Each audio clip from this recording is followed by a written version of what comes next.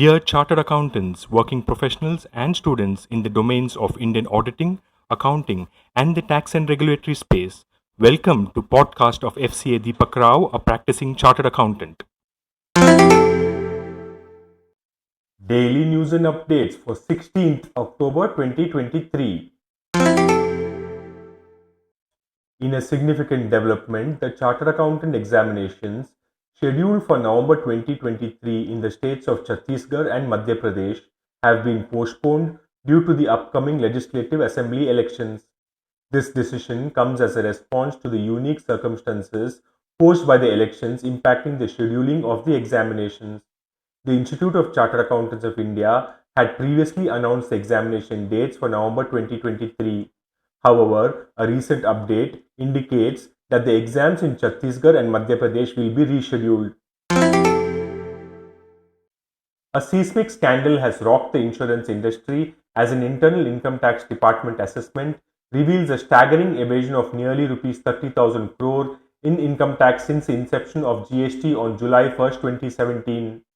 The alleged wrongdoing centers on insurance companies and their intermediaries who are accused of suppressing income and fabricating expenditures.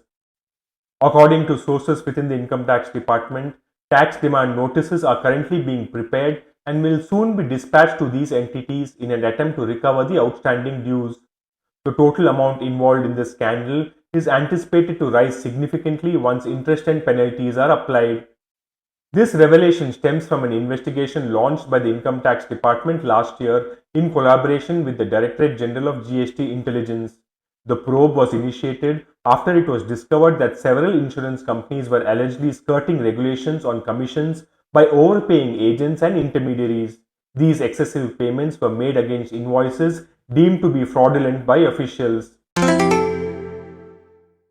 The government has asked state-run banks to strengthen their loan risk assessment parameters after the Reserve Bank of India flagged signs of stress in the retail loan segment.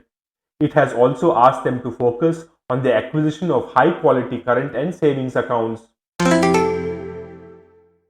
Life insurance companies are close to agreeing to impose a 30% cap on commissions paid to corporate agencies, including banks and NBFCs, for credit life policies. It comes as the industry reorients marketing practices following the regulator's decision to scrap product-wise caps and go for company-wise ones in the wake of insurers facing GST evasion charges. Credit life insurance is a type of life insurance designed to help in loan repayment if the insured person passes away before the loan is fully repaid. While this policy is optional, if it is chosen, its cost is added to the loan's principal amount. Discounts on Russian oil imported by India have nearly doubled in the past 2 months to $8 to $10 per barrel as state refiners mounted pressure on suppliers and reduced their intake from Russia for a while. Expanding discounts have boosted imports, increasing Russian oil's share in India's overall crude imports to 38% in September from 33% in August. Imports of Russian oil by state-run refiners surged in September after falling 30% in August. State refiners account for 2/3 of Russian imports. State refiners are taking Russian oil almost entirely from non-Russian entities to extract better discounts and avoid payment troubles. Cipla's potential sale faces delays due to a high deal value, reported family disagreements, and concerns over US antitrust litigation. There is a lack of consensus regarding the proposed share price of Rs 1,200 as the promoters are anticipating a share price of Rs 1,350.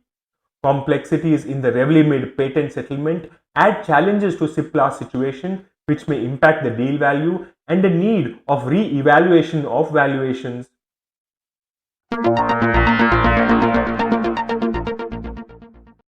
This podcast is sponsored by Sound of CA.